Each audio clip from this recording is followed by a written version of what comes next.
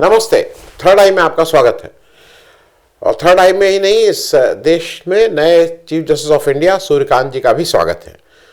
एक अच्छी बात यह है कि जब जस्टिस चंद्रचूड़ साहब सीजेआई बने थे तो बाद में हम लोगों ने स्वीकार किया था कि उनको पहचानने में गलती हुई थी और उनको बहुत देर में पहचान पाए थे कि वो क्या चीज़ है। लेकिन जस्टिस सूर्यकांत के उसमें पहले दिन से पता है कि वो क्या चीज़ है और उनको पहचानने में कोई गलती नहीं है। एजेंडा साफ है।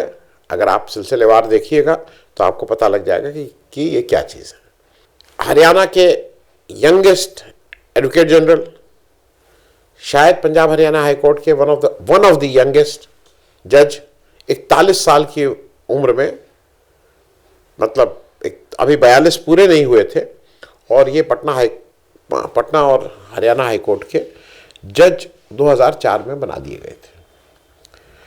अक्टूबर 2018 में chief justice of Himachal Pradesh, हालांकि उस पर भी कंट्रोवर्सी है, याद दिलाने के लिए सिर्फ कि जस्टिस गोयल जो बाद में नेशनल ग्रीन ट्रिब्यूनल के चेयरमैन भी बने और जो अभी 272 लोगों ने जिसमें राहुल गांधी से को पत्र लिखा है और लानत मानत की गई है, उन जस्टिस गोयल ने उस समय सुप्रीम कोर्ट में जज थे और उन्होंने दीपक मिश्रा को एक चिट्ठी लिख के कहा था कि इनकी बेईमानी और भ्रष्टाचार में लिप्त होने के कारण सूर्यकांत जी को chief justice of Himachal Pradesh न बनाया जाए। ये लिखित दस्तावेज है, जो सबको पता है।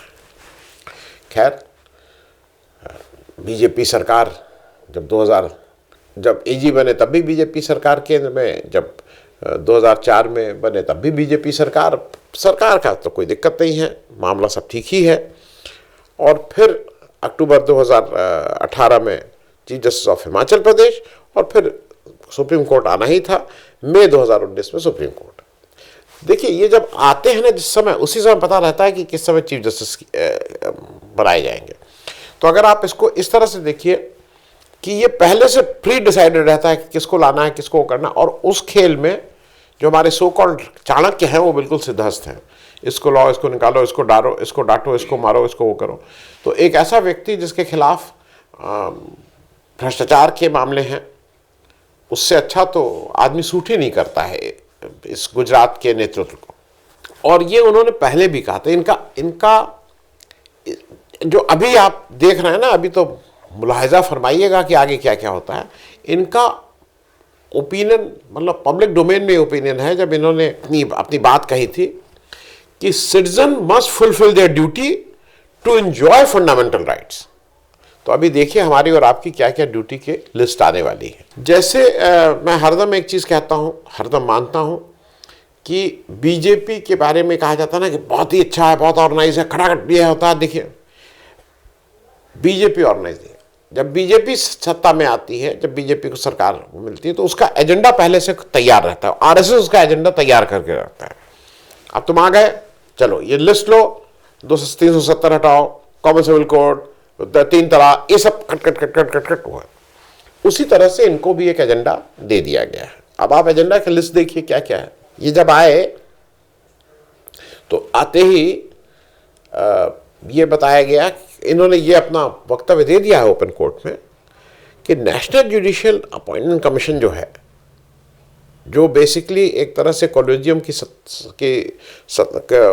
जो इंडिपेंडेंस है वो ख़त्म करेगा, एग्जीक्यूटिव का बोलबाला होगा, उस पर हम बातचीत करेंगे और उस पर हम एक राय रखेंगे।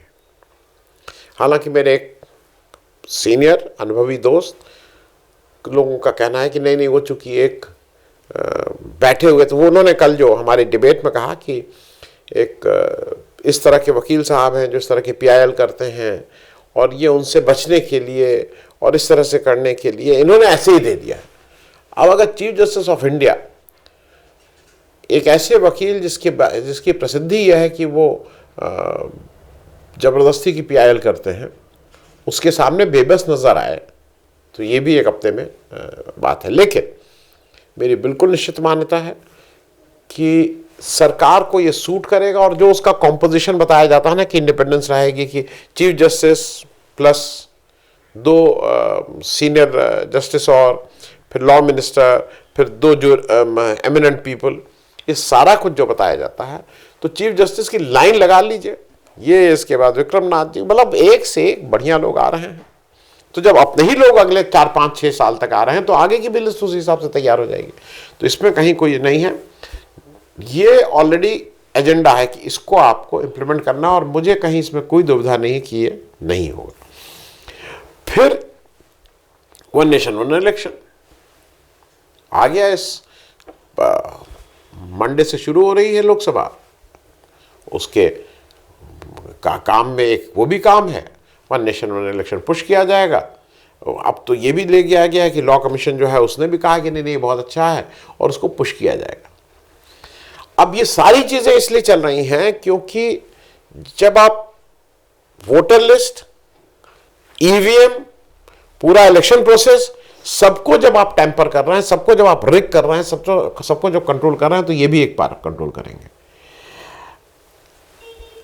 तो ये भी एजेंडा में है। तो मुझे कहीं कुछ नहीं लगता, क्योंकि ये आ रहे हैं नेशनली, जब लोकसभा राज्यसभा से संसद से पास होगा, चैलेंज होगा, बैठे तो होगा अपना आदमी, कोई घबराने की जरूरत नहीं है, बैठे हैं। अब आइए, मतलब ये सुप्रीम कोर्ट में, भरी अदालत में बता रहे हैं कि जो ये जो यूट्यूब के जो लोग हैं और जो कंटेंट क्रिएटर हैं, इंडिविजुअल कंटेंट क्रिएटर, वो क्या क्या आफत करते हैं, और जब तक उसको हम संभालें तब तक मिलियंस का नुकसान हो जाता है। ये जरा भाई एक कोई एग्जाम्पल बताते हैं ना कि किन मिलियंस का नुकसान हुआ। और ये झूठ बोलना कि उसमें सरकार का क्रिटिसिज्म होना चाहिए, लेकिन नहीं, मिलियंस का नुकसान, और सरकार से कहें कि इनको कैसे कंट्रोल किया जाए, बताइए आपको क्या कोई और भाषा में ये किस भाषा, समझ में नहीं आ रहा है क्या करने जा रहे हैं, ये किसके एजेंडा पे, सरकार के लिए कितना अच्छा। भाई सुप्रीम कोर्ट मिलॉर्ड ने बोला है, मिलॉर्ड ने कहा है कि इसको ठीक करिए, तो हम इसलिए ठीक कर रहे हैं आप लोगों को। तो किस दिन कैसा, कितना टाइट, कैसे आप बोल नहीं सकते हैं, इससे उसकी चीजें मतलब जो सामने वाला पक्ष है, गवर्नमेंट को क्रिटिसाइज अगर आप कर रहे हैं तो वो मन में उनको कितना कष्ट हो रहा है, इसको आप नहीं जान रहे हैं। हाँ, लेकिन वो किसी की माँ को कुछ बोले, महिलाओं को कुछ गाली दें, मंगलसूत्र करें, जर्सी गाय बोलें, वो उनके लिए सब माफ है, लेकिन उनको अगर आप बोलेंगे तब। और ये शायद इंस्पिरेशन वहीं से कि मेरी माँ को गाली दी, मेरी माँ को गाली दी, इंस्पायर्ड वहां से। तो कोर्ट में ही, कोर्ट ने, सुप्रीम कोर्ट ने सरकार को आदेश दिया है कि जरा इन कंटेंट क्रिएटर के, सोशल मीडिया के लोगों को ठीक करो। अब वो कह रहे हैं दिल्ली पॉल्यूशन, भाई मैं क्या करूं, मेरे हाथ पास में कोई जादू की छड़ी नहीं कि मैं इसको ठीक कर सकूं। इस देश में चीफ जस्टिस ऑफ इंडिया अगर इतना बेबस है, जो हमसे आपसे उम्मीद करता है कि हम इस पॉल्यूशन, आपके पास कैसे नहीं है। हिंदुस्तान में पॉल्यूशन जो है वो मूल रूप से मैन मेड है, ये कोई यहाँ की ज्योग्राफिकल वजहों से नहीं है। एक जो सबसे बड़ा कारण है वो स्मोक है, सबको पता है।